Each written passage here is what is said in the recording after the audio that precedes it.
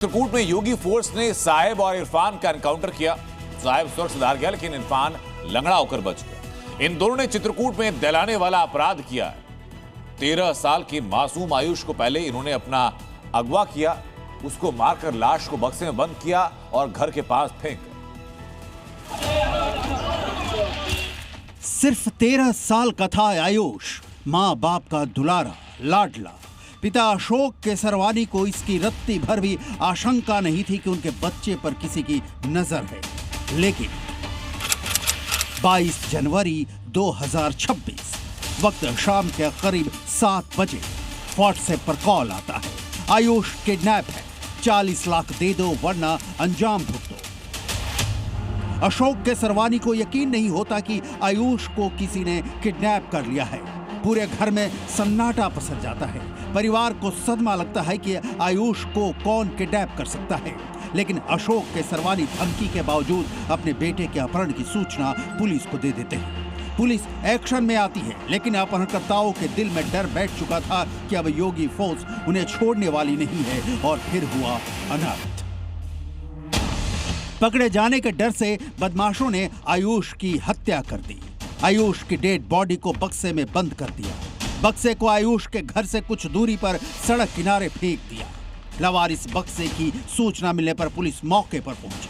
बक्से का ताला तुड़वाया तो उसमें आयुष की लाश मिली।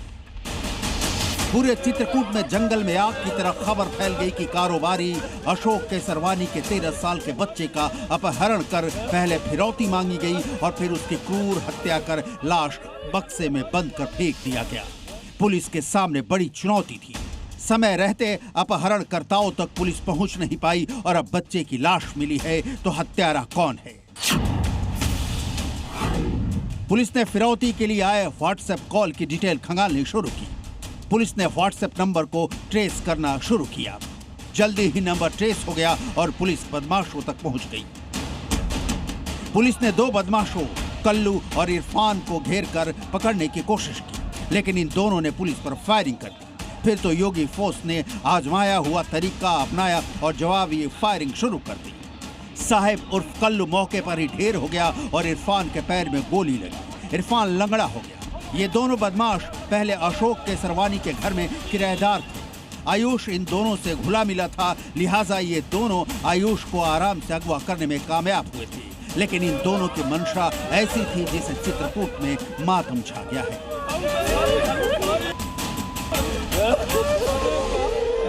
ये आयुष सनोफ अशोक इनके किराएदार थे पहले जी, इरफान और इरफान का एक वर्कर है कल्लू जी, तो उन्हीं के साथ बच्चा मिलता जुलता रहता था जी। और अभी बॉडी बरामद कर ली गई है। आयुष को बचाया नहीं जा सका, लेकिन साहिब को पुलिस ने जहन्नुम पहुंचा दिया है।